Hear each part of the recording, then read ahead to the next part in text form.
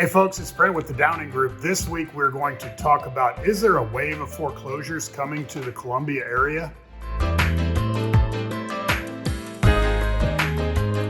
So welcome back to the channel. Real quick, is there a wave of foreclosures coming to the Columbia area? Well, let's go back and let's just talk about what a wave would be. For example, 2010, about the time I got into real estate, which was a terrible time to get into real estate.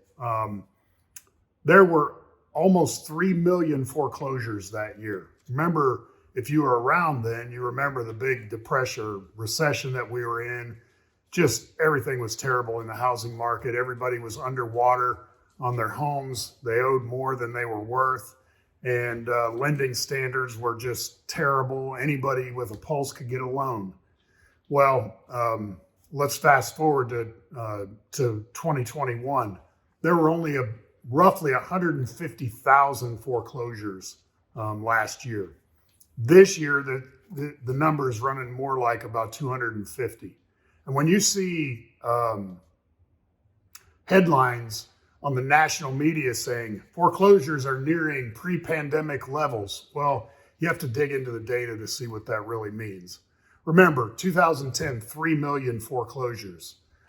Pre-pandemic, let's just take 2019, for example. There were roughly 500,000 foreclosures that year. So are they nearing pre-pandemic levels? You know, you just have to be careful about these headlines. Do I see a wave of foreclosures coming to the Columbia area? No. Why? Well, the difference between when we had a wave of foreclosures back in the 2010-11 range was because the lending standards were just garbage back then. Anybody with a pulse could get a loan, okay? And so people that should not have been getting mortgages were getting mortgages. And as soon as they had a blip on the radar with their finances, they suddenly couldn't make their payments. Not only that, the other big thing is the house prices were going down. They were depreciating. In our market today, not only do we have tougher lending standards, but we also have an appreciating market. In fact, the median sales price in the Columbia area year on year is up like 14% still. The amount of appreciation is slowing down, but it is still an appreciating market. For example, like last summer, the appreciation was more like 18%. Now it's more like 10% on a month-on-month basis. And year on year, it's, like I said, about 14%. So the prices are leveling off, but they're not going down. So it's not catching a lot of people underwater. And, you know, the people that do have loans on their homes, you know, they had good credit to begin with. The last part of that is people have a lot more equity. Of course, as prices appreciate, people have built-in equity in their homes.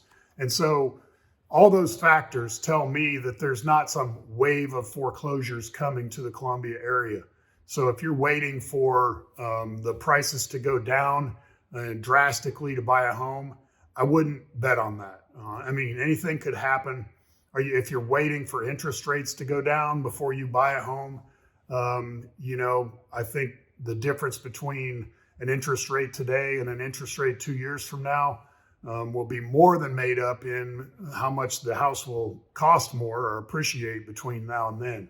So plus you can always refinance then. So there's a few things to think about. The latest market stats I've given you a little bit today. By the way, average supply is at 1.8 months, which again says that it's a seller's market. So all those factors tell me I wouldn't worry about a wave of foreclosures coming.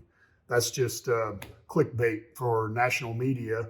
And remember, real estate is local. So when you do watch national media and they talk about foreclosures going up, that doesn't necessarily mean South Carolina. In fact, it probably doesn't. South Carolina has one of the healthiest real estate markets in the country. So that said, that's all I got this week. If you have any questions, need any real estate help, call us or DM us on our Facebook page. We'd love to help. Have a great week.